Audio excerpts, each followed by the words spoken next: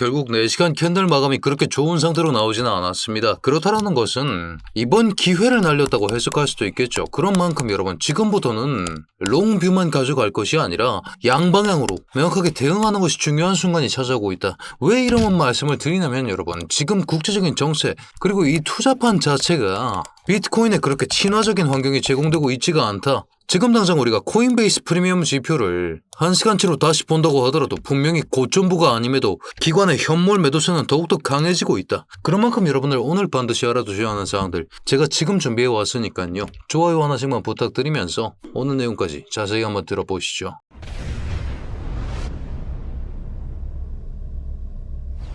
반갑습니다. 현명하게 매매하자 코인인사이트의 현우 트레이더 인사드립니다. 자 여러분 사실은 이 캔들이 이 오더 블록의 중단선까지 도전했던 이 캔들이 몸통 위에서 마감해주는 것이 사실은 베스트 시나리오였습니다. 하지만 이 베스트 시나리오가 물 건너 갔죠. 그렇기 때문에 우리는 지금부터 대응을 해놔야 된다. 1시간 모상에서 보겠습니다. 단기적인 관점에서 봤을 때 지속적으로 이런 식으로 하나의 상승 추세선에 대해서 위협이 가해지고 있습니다. 어느 쪽으로 먼저 뚫어주느냐. 결국 이 오더 블록에 대해서 중단선 돌파를 명확하게 해주고 그 다음에 뭐가 필요합니까? 수평 매물대에 대해서 명확하게 고점 갱신까지 해주고 나면 이 블록 자체가 브레이커 블록이라는 지지 구간으로 변모가 되기 때문에 그때부터는 우리가 롱 얘기를 할 수 있는 게 맞습니다. 추격롱 돌파롱 다 좋습니다. 다만 이런 게 없다면 지금 기회를 못 살리고 있는 비트코인, 기회를 왜 못 살리고 있는지 그에 대해서 원인 분석을 하고 어떻게 대응할 것인지 그 부분에 대해서 생각을 반드시 하고 있어야 한다는 거죠.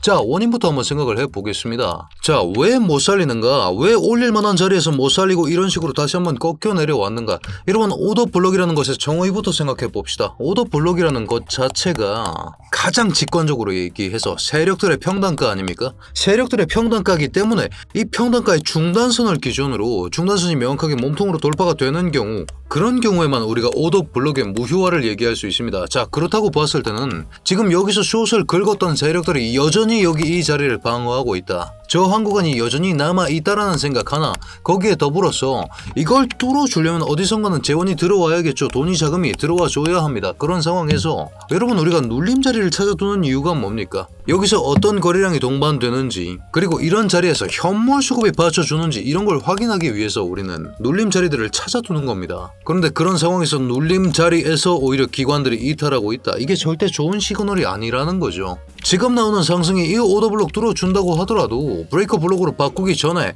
살짝 뚫어주면서 개미 꼬시고 죽일 가능성 또한 높다. 이런 말씀을 드릴 수가 있는 겁니다. 맥시멈으로 올라봐야 이번 트라이에 여기를 돌파할 수 있는 동력은 나오지 않을 가능성이 정말 높다. 왜? 기관이 동반되는 상승이 아니라 개미끼리 치고받고 싸우고 있기 때문이다. 이런 말씀을 드릴 수가 있는 것입니다. 자, 언젠가 제가 롱숏 기준점 잡는 방법을 알려드린 바가 있었습니다. 어떻게 잡느냐. 명확한 저점과 고점이 나와준 순간에 여기에 대해서 저점, 고점 간의 피보나치 되돌림을 이런 식으로 잡아봅니다. 0.5를 기준으로 상단을 프리미엄 존, 비싼 구간, 아래쪽을 디스카운트 존, 싼 구간 여기선 롱에 집중하고 여기선 숏에 집중하셔라 이렇게 말씀을 드린 바가 있었죠. 자, 롱에 집중하기 위해서 디스카운트 존 내부에서 여기를 돌파해 줘야 되는데 여기를 뚫지를 못하고 있습니다. 그렇다는 것은 여기 뚫냐 마냐는 일단 나중에 생각하고 프리미엄 존 구간 내부에 있는 이 구간 내부에서 숏을 칠 생각을 하는 게 올라와 줘 봐야 여기는 절대 돌파가 안 될 것 같다. 왜? 기관 수급이 받쳐주고 있지 않기 때문에. 그렇다는 것은 오히려 여기서 숏을 준비해야 되는 데고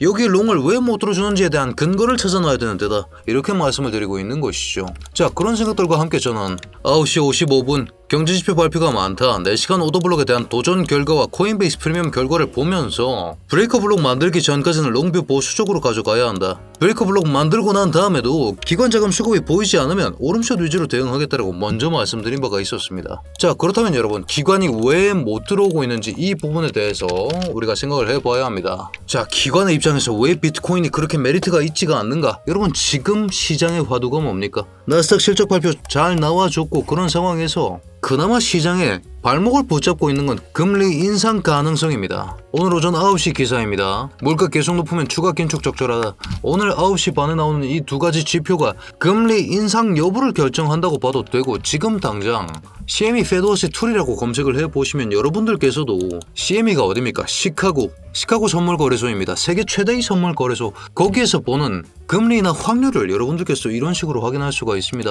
3.2% 잡힙니다, 여러분. 금리 인상 가능성이 훨씬 더 높게 잡히고 있습니다. 여기에 따라서 여러분 또 무슨 생각을 해야 됩니까? 국채. 아니 현우야 왜 국채를 생각하느냐? US02Y 이거 뭡니까? 미 국채 인연물입니다. 지급 주체가 미국으로 정확하게 정해져 있죠. 미 국채가 4%를 넘는 경우가 잘 없습니다 여러분. 특히나 인연물이요. 가로선 하나 넣어놓고 그 좌표가 4%입니다. 4% 기준으로 한번 보시죠. 트럼프 정권 달고 나서 사실은 4% 선을 넘어준 적이 그렇게 많지가 않습니다. 왜일까요? 지급 주체가 명확하게 정해져 있기 때문에 가장 안전한 안전자산으로 평가가 되고 있다. 그런 상황에서 이렇게 안전한 자산이 4%의 이자율을 수익을 보장하고 있기 때문에 지금 비트코인보다는 오히려 국채 쪽의 선호도가 올라갈 수밖에 없는 입장이다. 이런 생각을 고려해 봤을 때 여러분 국채는 수요가 늘어줘야만이 국채 이자율이 낮아집니다. 어렵게 생각하지 맙시다. 미국한테 돈 빌려주는 건데 미국이 돈이 없어서 빌리는 거겠죠. 쉽게 생각하자는 겁니다. 하지만 돈을 이미 충분히 빌리고 났다면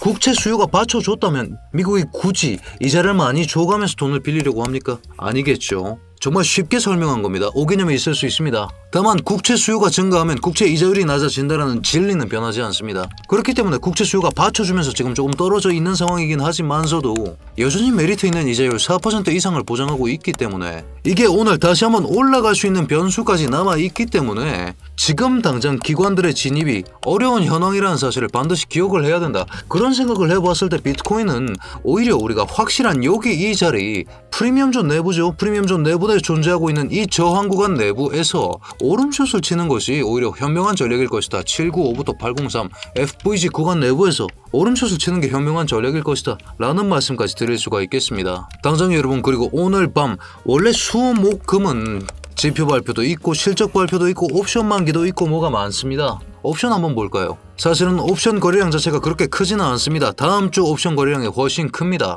근데 이 옵션 거래량을 왜 봐야 하는가? 기관이 주도하고 있지 않는 장에서는 그럼 누가 대장이겠습니까? 거래소가 대장이겠죠.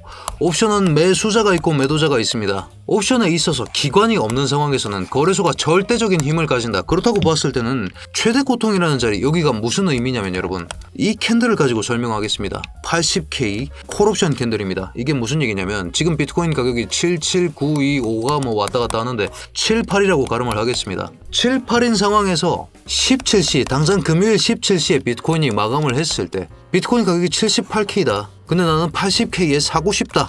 사실은 말이 안 되죠. 그렇기 때문에 이런 식의 콜 옵션들, 이런 옵션들은 행사하지 않는 것으로 끝이 납니다. 77K 콜 옵션은 이득을 볼 수 있겠죠. 1K만큼의 프리미엄을 얻어낼 수가 있습니다. 왜? 78짜리를 77에 사는 거니까. 이런 식으로 차익이 발생하는 것들을 우리가 프리미엄이라고 하는데 거래소의 입장에서는 이 프리미엄이 손해와 직결되겠죠. 그렇기 때문에 옵션 매수자들의 고통이 옵션 매도자인 거래소에 이익이 되는 겁니다. 기관이 없는 장세 속에서 거래소를 이길 세력이 있냐? 사실은 생각하기 힘든 환경이 나오고 있다. 그렇다는 것은 내일 17시까지 79K에서 크게 벗어나지 않을 가능성이 높다.